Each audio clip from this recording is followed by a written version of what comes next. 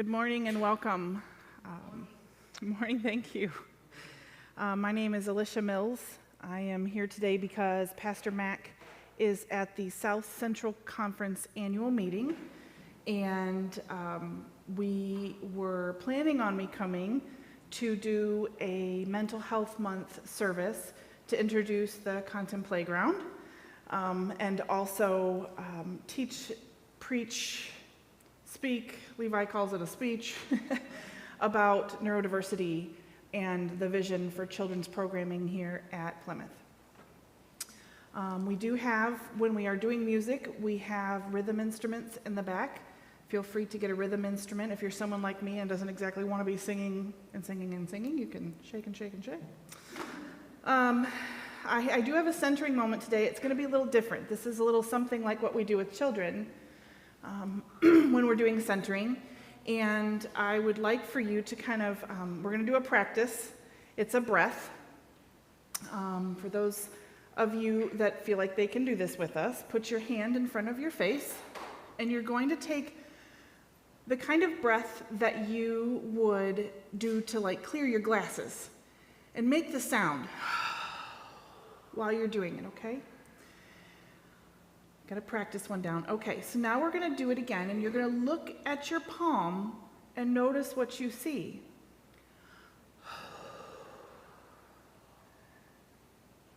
Now do it again and listen to your breath.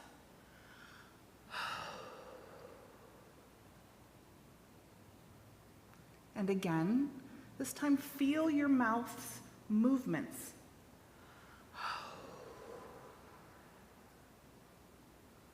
Now this is one that kids find funny. Do it again and smell your palm.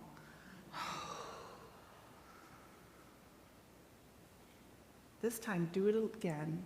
Lick your lips and notice how your lips taste.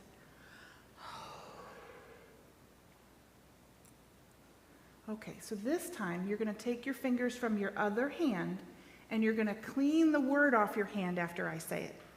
So you're going to breathe. I'm going to say the word annoying, and I want you to wipe it out. Again. Difficult.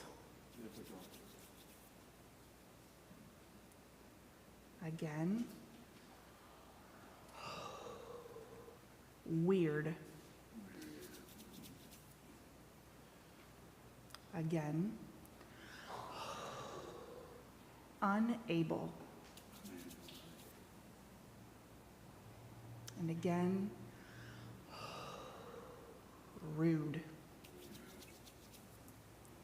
Okay, now we're going to do it this last time, and this time you're going to kiss your palm after the word. Fantastic. Again, important. Again, belong. Again, better. And finally, beloved. Thank you.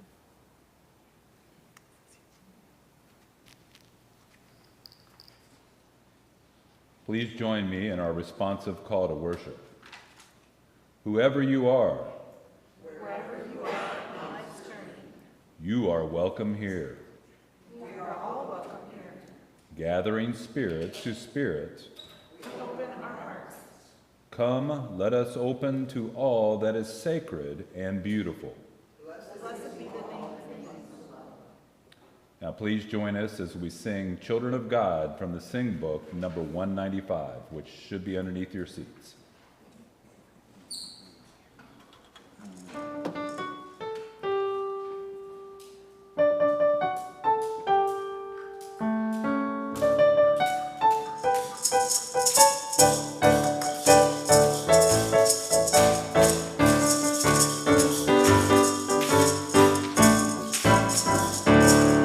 Sing.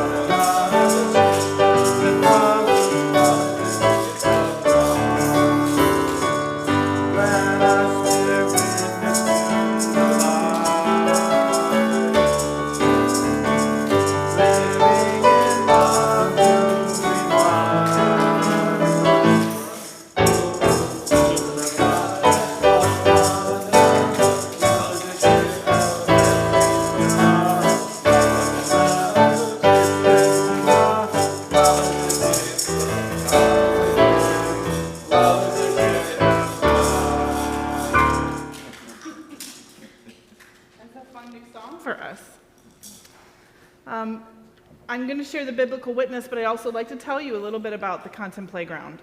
So in our playground, we have a variety of sensory-friendly seating. We have headphones, earplugs if you feel overwhelmed and need to have less sensory. We have art so that you can actively listen, art for teens and tweens. We have art for children.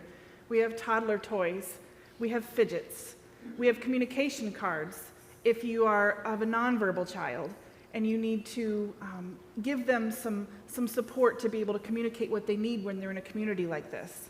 Soon we'll have social stories on our website available about the Content Playground so that you can rehearse with your children before they come. I'm very excited about it and thankful for all of the people, Judy, Mary Lowell, and the council, everyone who's helped me bring this kind of 6-month vision into life. And I'd like to share with you today the biblical witness is from the Inclusive Bible, John 14, verses 22 through 29. Judas, not Judas Iscariot, said, "Rabbi, why is it that you'll reveal yourself to us, but not to the whole world?" And Jesus answered, "Those who love me will be true to my word, and Abba God will love them. And we will come to them and make our dwelling place with them. Those who don't love me don't keep my words. Yet the message you hear is not mine. It comes from Abba God who sent me. This much I have said to you while still with you. But the Paraclete, the Holy Spirit from whom Abba God will send in my name, will instruct you in everything, and she will remind you of all that I told you. Peace I leave with you. My peace I give to you. But the kind of peace I give is not like the world's peace. Don't let your hearts be distressed. Don't be fearful. You've heard me say, I'm going away, but I will return. If you really love me, you would rejoice, because I'm going to Abba God, for Abba is greater than I.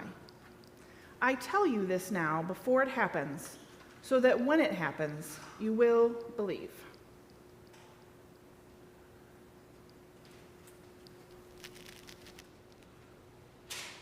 The contemporary witness is from Itinerant Mystic, Faith and Neurodivergence. Organized faith is exclusionary. Partly, I feel my calling in these places of worship is to dismantle the systems that make neurodivergence unacceptable to the rites and rituals of the world of organized faith. In that, I also believe my place is to be in the communities that I most relate with, the people who are outside the churches, the people who have been hurt by the churches, and the people who would never feel comfortable crossing the threshold of religious building. I believe the divine is everywhere.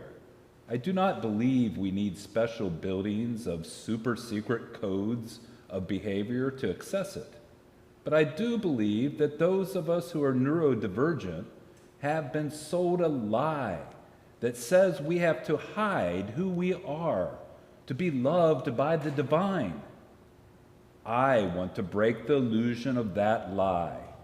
I want to burn it and let it become the ash that fertilizes the ground for new growth and spiritual renewal. The divine made all of us, and within all of us, the spark of life that keeps us going is part of the plurality of creation, the divine variance granted to each of us. That means our weirdness, our oddity, and our divergence serve a purpose.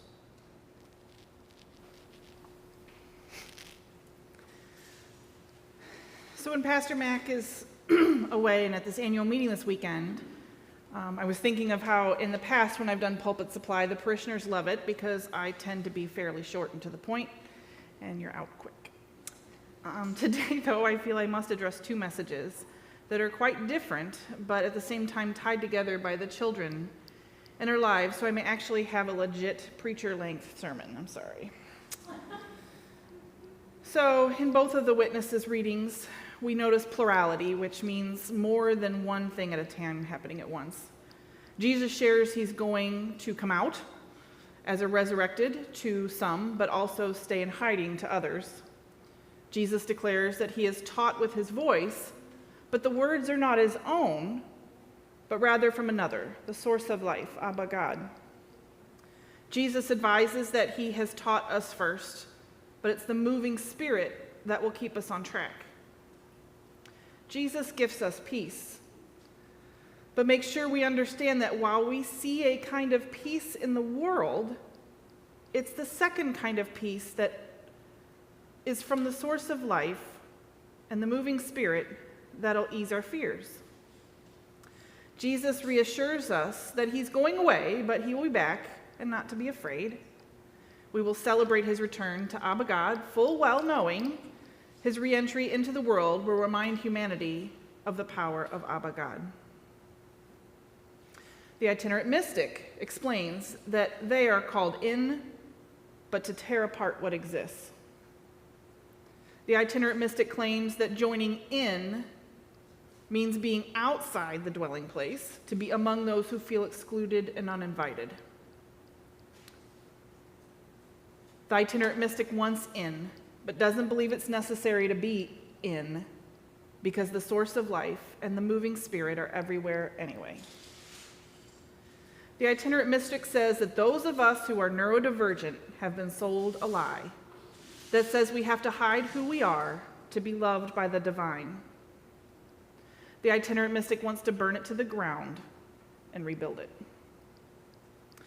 Some days, inspirational words such as these will push me into a mindset of choosing one of these opposites and letting that be what I embrace. It makes me want to fight and destroy, but with the hopes of building better. Most days, though, I want to midwife out those who can't seem to stop fighting for the old structures. Thank them for the good things they did, and also rebuild it.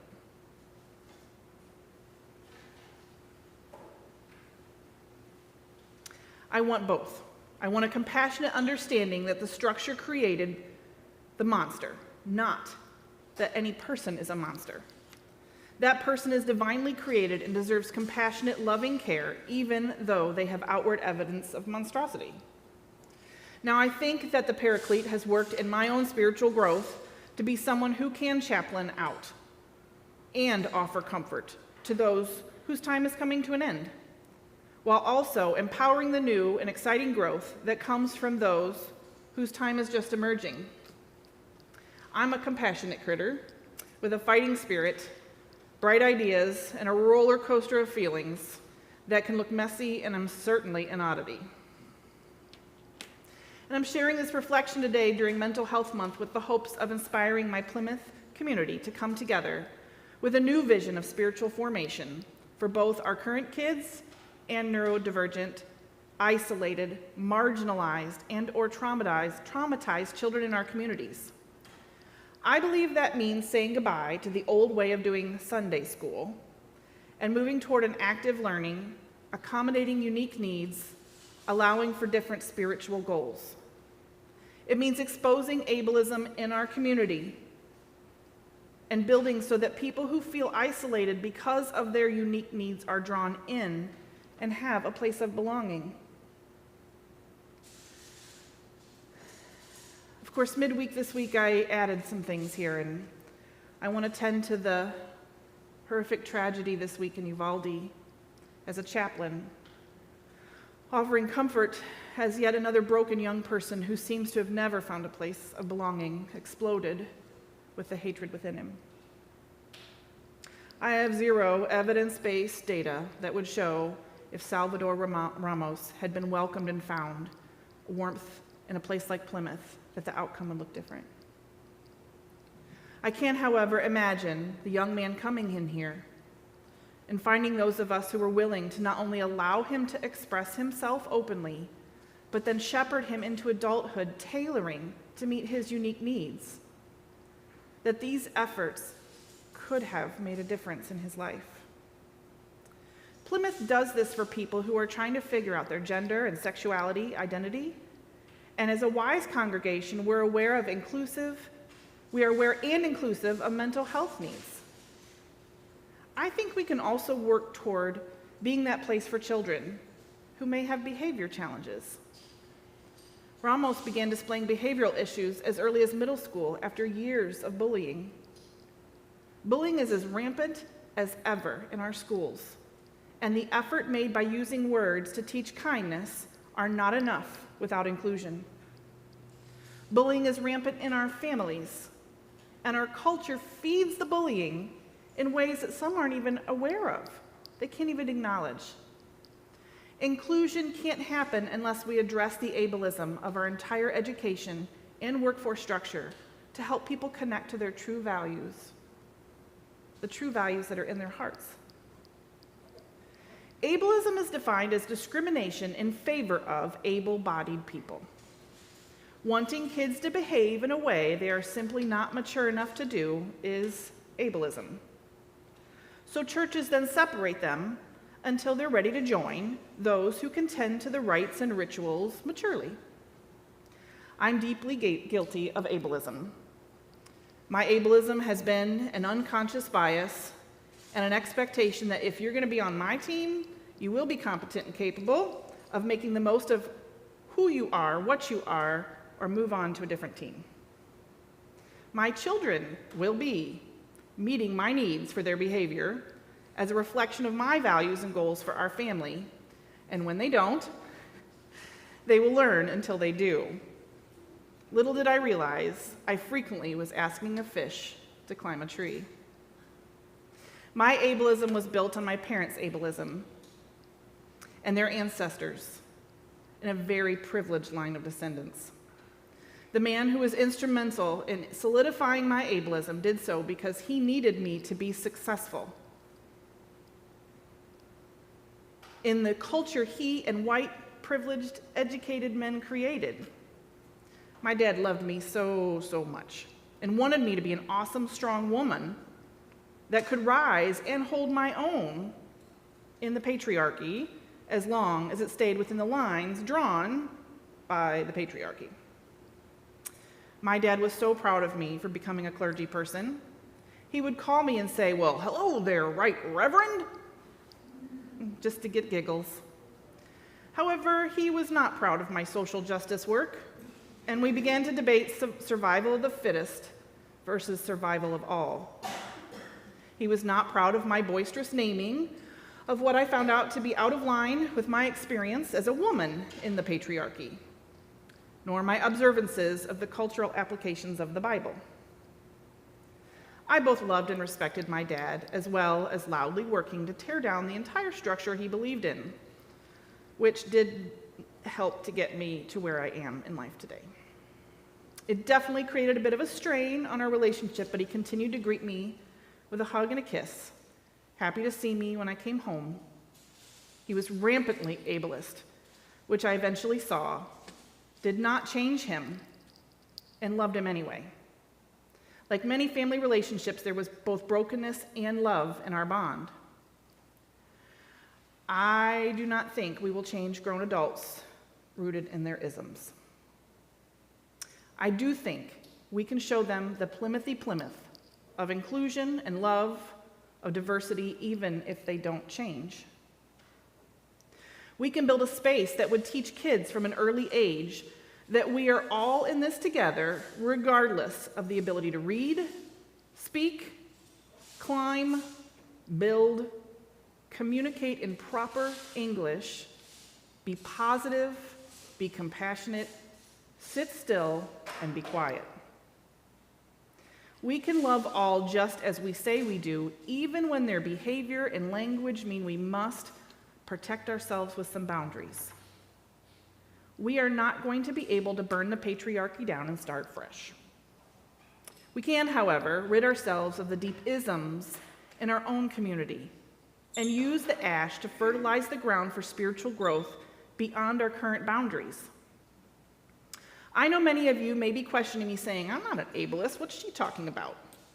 Well, I'd like to share a metaphor that I think is super revealing on just how far we have come to change our ways, how far we have to come to change our ways to see just how deep it is in our structure. So this metaphor is a recent one in a book I've been reading called Widen the Circle, aptly, and it's from an inclusion advocate I enjoy. The metaphor of her vision of educational spaces is that we take the game of musical chairs that people play at parties. Can I have some volunteers? Yes, of course. I could use several, please.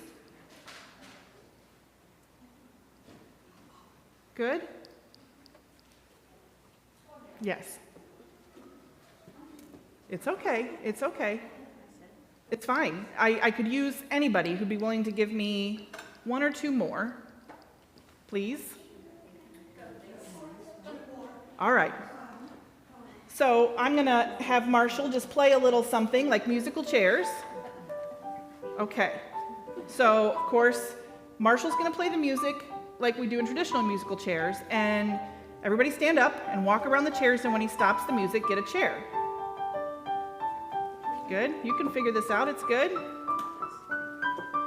Now, in traditional musical chairs, we know that you slowly eliminate one person at a time who doesn't get a chair. Okay, so Levi, you are out, and then we're going to remove a chair. So let's take one. Everybody on your feet again. We're going to remove a chair. And this goes on, so on, and so on until we're down to one person, right? Okay. And everybody starts competing. Trying to get a chair. Oh, wow. Okay. So now, the new vision. Mary, you want to put the chair back? Put the chair back. Okay, so the new vision is that the winning of the game is that we eliminate the chairs, and the winning is when everyone still has a seat. So everybody on your feet. Okay, including Levi. Get in there. Go ahead, Marshall. The winning of the game is when everyone has a seat.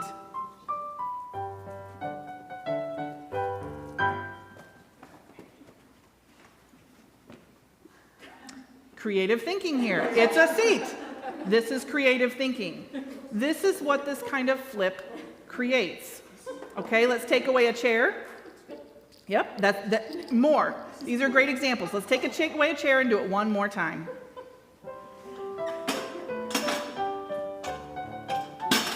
And in the story in the book, it's really cute how the children start working together to figure out how each person's included. Okay, good, good. Yeah, oh, there you go. That's the best, right? That's cute. Thank you, everyone. I really appreciate it. Thank you, Marshall.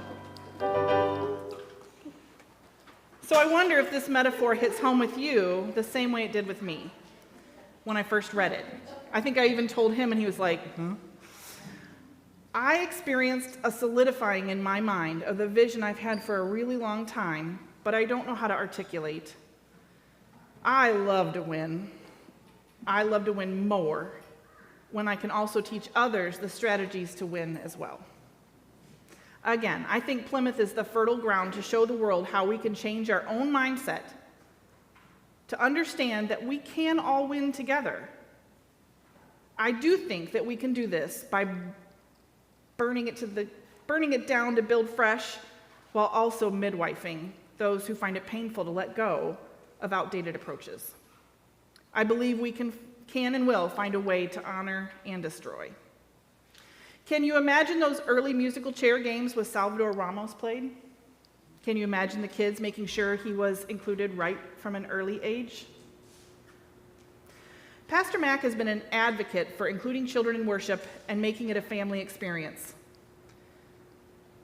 I've been a youth pastor long before I was a chaplain. And the goal in children's ministry is to be present in the lives of our children, help them mature and grow into church-growing adults, and get families to come to church more often. Every church, everywhere. Most church structure is to remove the children to a separate space with the good intention of teaching them and allowing them to be in a classroom-type environment with the hopes of establishing a lifelong commitment to the religion and church itself. Statistics will show it isn't working to increase families coming to church. It hasn't worked since the technological advances of the last 50 years have created a boom in our cognitive evolution. Today's children are not the same as you and I. Remember when we doesn't work. I hate to break it to you, but kids are smarter than you. And smarter than you ever were or will be. And it's awesome. It's awesome. If we don't meet the needs, meet these kids at their level and let them lead, we will perish as a church. You'll find new bulletin boards in the back, and they're messy, they're funky, but I let the kids do it, and it's got their expression. It shows what they see and what they want. This means that immature, wild, sometimes inadvertently naughty kids, right here next to you, your well-behaved, mature selves. Thus, here at Plymouth, we have proposed to the council a new approach to children's programming. I want to remove the concept of Christian education and replace it with spiritual formation for children. The council has been open to these ideas, and today I reveal to you the first step of this new vision. The Spiritual Formations Team Content Playground. The space is a variety of tools that have been shown to activate the listening portion of a person's brain while reducing the old school, churchy shoulds for children. The freedom of movement partnered with the ability to learn while playing is the short-term goal. The long-term goal is a more inclusive place of belonging that normalizes the noises of children and expands the reach of our already wonderful inclusivity. You in the congregation seats and watching online will need to adjust your expectations and get comfy with noises and behaviors of kids in worship. Kids with behavioral challenges, kids with neurological differences, nonverbal kids, kids with accommodation needs to be able to feel welcomed. The Content Playground will push us to normalize and relax behavior expectations, but also has the structure in place to support kids when they're acting out, to help them, not exclude them. Those who love me will be true to my word, and Abba God will love them, and we will come to them and make our dwelling place with them. Content Playground 1.0 is built on the needs of neurodivergent children. The accommodations made for neurodivergent traits are good for all children and do not exclude in favor of another. Neurodivergent is a term used as an umbrella for large growing number of diagnoses, medical diagnoses, that are both connected to one person's amazing experience in life and another person's debilitating traumatic experience. You will find that, typical of us humans, a huge fight in our culture about the way we approach the care, socially, medically, culturally, and treatment of neurodivergent people is a fight. The fight gets heated and we get sucked into my way is better than your way, this way is the only thing, that way is the only thing. The beauty of Plymouth is we already know that differing experiences must be honored. However, even Plymouth can say, my way is better than yours. Even Plymouth can be divisive in its language, in its preferential treatment for some people, as well as not understanding that even those who cannot grasp the concepts of compassion, empathy, justice as we see it, and choose piety over love are still learning. They'll eventually catch up. We just need to stop giving them power. Plymouth is an amazing place, but also one that still needs to grow. The future of children's programming could look like connecting with group homes and giving children a chance to explore us, creating social stories that help children with autism spectrum disorder see us and practice what it would be like to come to church before they come. American Sign Language interpreters for worship and events. Relationships with coaches and therapists in our community who work with children who are hurting. Having our events like Easter egg hunts and pumpkin festivals be different than the other churches around us by making accommodations, having vendors that are tailored to the needs of the few rather than the needs of the many. Although I believe we are many, I believe that as awareness grows and we all start to let our professionalism masks, have it all together masks, prosperity masks, perfection masks, better than and worse than masks, cisgendered sexually heterosexual masks, beauty masks, patriotic masks, individualism masks, and so on, we will see how unique we are, but that unique is not weird or odd, it's quite normal. Can you imagine Salvador Ramos being reached out to and feeling like, wait, maybe I could go there? When he got home from school, if his home life and his school life were both a place of bullying, he would have a warm, engaging space to recharge multiple days per week, if not every day, for free, where he didn't have to subscribe to some doctrine, but was able and welcome to explore and encouraged to trust the wisdom of the ages to reveal to him. Build his measuring stick for himself like the ones that we learn from Jesus, Buddha, Charlotte Cushman, Gandhi, Simone Biles, Temple Grandin, Martin Luther King Jr., Malala Yousafzai, Jillian Mercado, and others. Our kids here at Plymouth are getting the best spirituality has to offer, the best Christianity has to offer. We are privileged in the sense of our understanding of extravagant welcome, strong community resources, and loving care. I call on us to both continue within and go out to a new expansion of that welcome. We can make a difference. The divine made all of us, and within us all, the spark of life that keeps us going is part of the plurality of creation, the divine variance granted to each of us. That means our weirdness, our oddity, and our divergence serve a purpose. Now, I would like for you, our next song is a sing-along. Mariella and Todd are going to lead you in the chorus, but we have a video of this very popular neurodivergent YouTuber, blogger. She's fantastic. And this video is a song that Mariella and Todd will lead you in the chorus. Hello, Brains.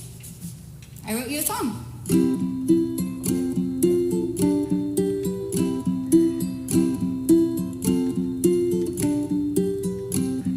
Alone I was a fish trying to climb a tree, feeling stupid and discouraged by all the monkeys looking down at me. No one said they were above me, but I could see, and it only proved how easy climbing trees should be. But no matter what I tried, it hurt my fins to climb 2 branches back for each branch up, falling farther behind, till one day back at the bottom I turned from the tree, and for the first time saw the ocean and a fish like me. And the fish said, hey you, it's totally true, the fish aren't great at climbing, but that doesn't mean we aren't great at swimming, jumping, diving. The world is full of fish like us, once climbing to fit in, but potential turns successful when we learn how to swim. So when you get discouraged, try different, try again, 'cause failing might just mean you're trying to climb instead of swim. I looked down at my fins and saw the fish was right. I wasn't built the same, and maybe that's alright. So I took a breath, jumped in, and tried to swim. And when I floundered, other fish taught me how to use my fins. And they showed me, yeah, dude, it's totally true. We fish aren't great at climbing, but that doesn't mean we aren't great at swimming, jumping, diving. The world is full of fish like us, once climbing to fit in, but potential turns successful when we learn how to swim. So when you get discouraged, try different, try again, 'cause failing might just mean you're trying to climb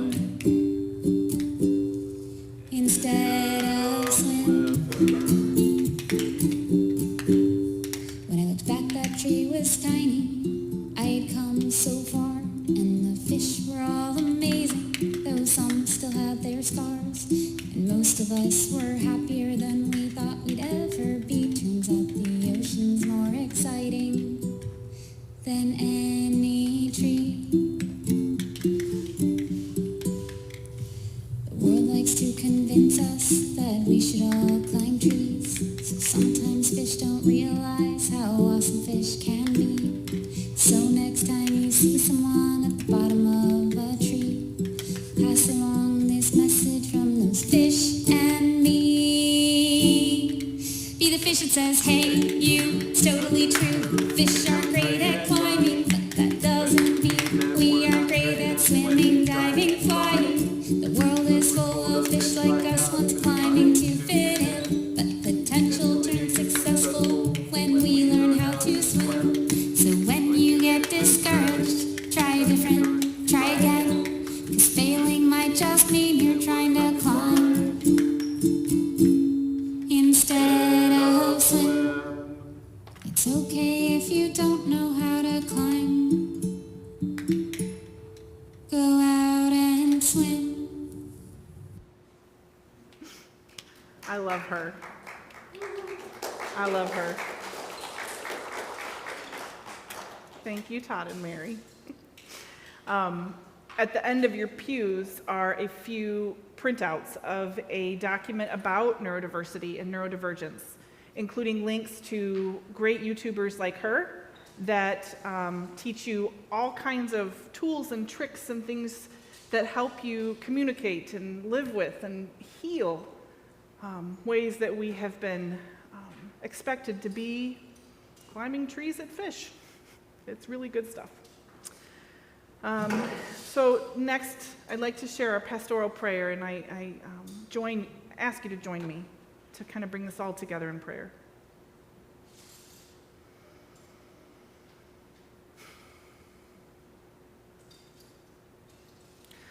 All that is good and holy, we are together in different ways. Our hearts are bonded. Our minds are swimming. We have a lot this week. We lift the people who are hurting. We lift the fight that is reignited. We beg for change and peace, the peace that you have taught us, and the peace we see in the world.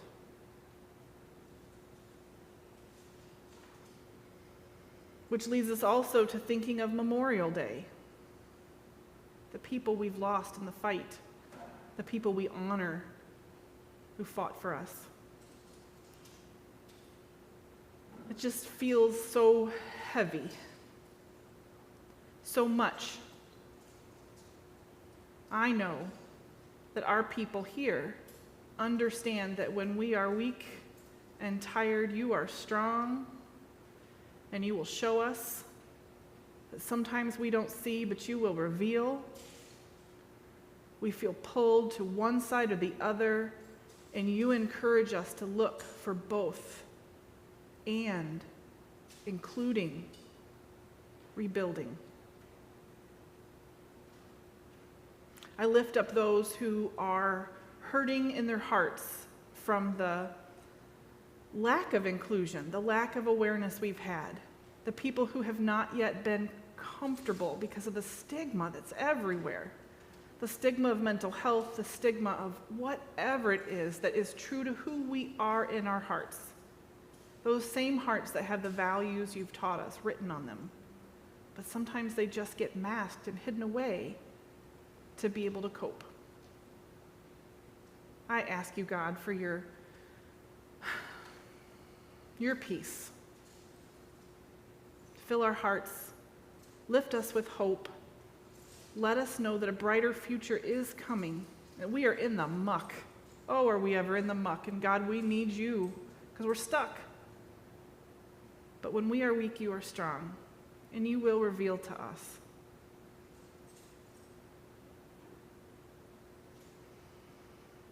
Every day when we look. And please join me then also in the unison prayer Holy love, we accept your invitation to walk with you and with each other.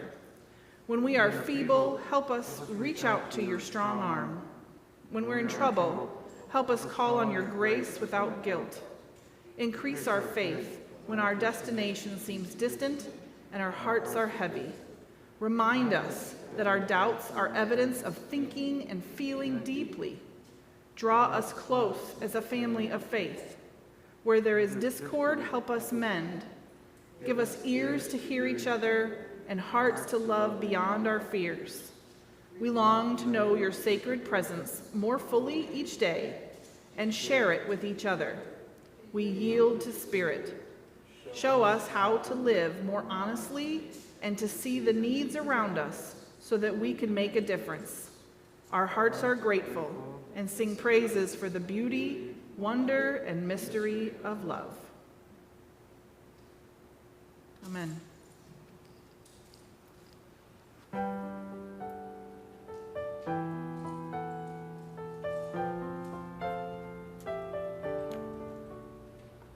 Wonderful God, awesome Creator, I know for sure all of my days are held in your hand, crafted into your perfect plan.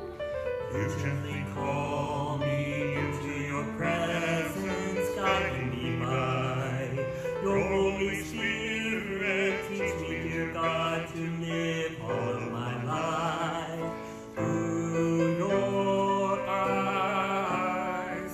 I'm captured by your holy calling, set me apart. I know you're drawing me to yourself.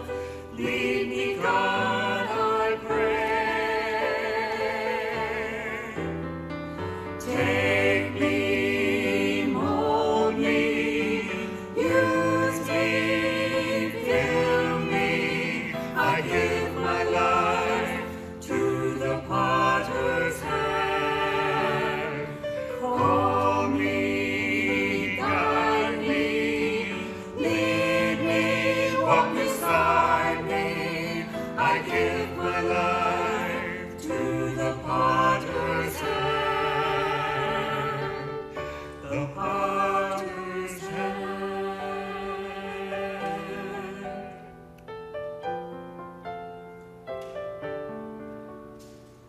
You gently call me into your presence, guiding me by your Holy Spirit. Teach me, dear God, to live all of my life through your eyes.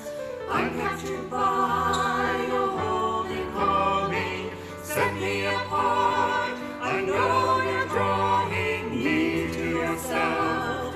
Lead me, God, I pray, I pray. Take me, hold me, use me, fill me.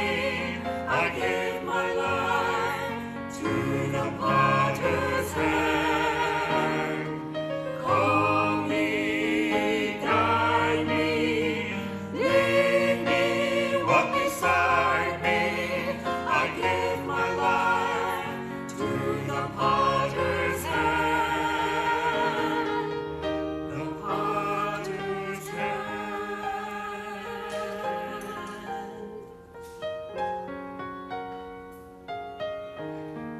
The potter's hand.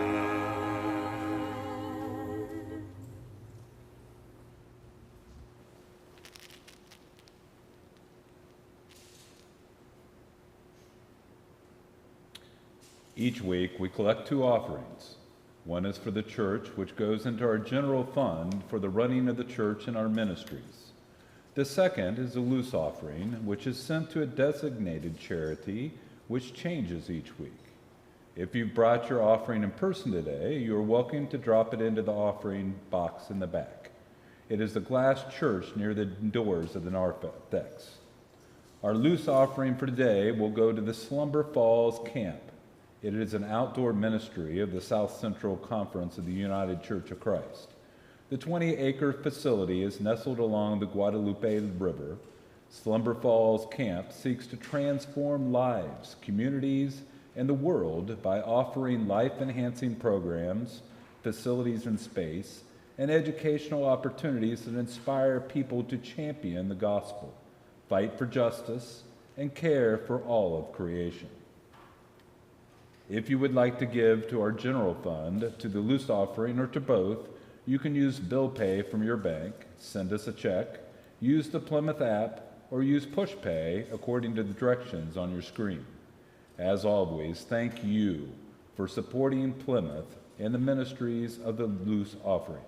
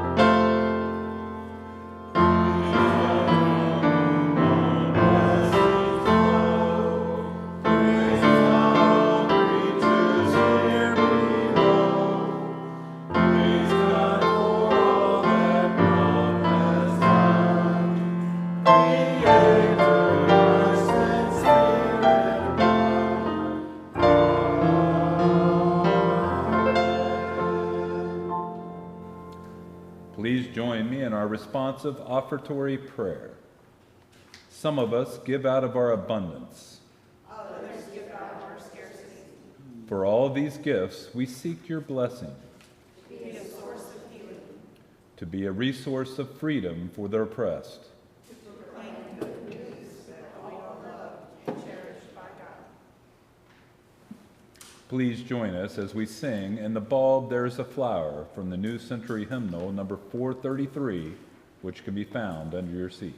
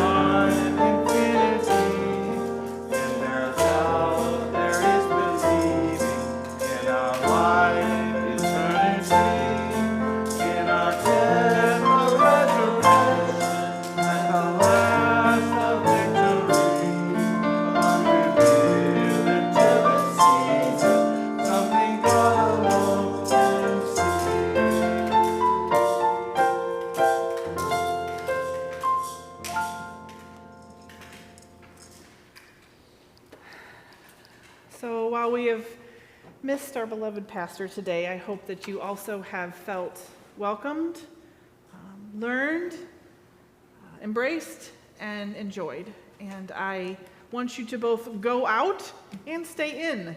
I want you to be on your electronics and learning, and at the same time putting them down and connecting. I want it all. And I think we can do it all. And I think the only way we can do it all is with God's help. But I know we can. And with that, I leave you with the blessings of God as we go forth. Thank you.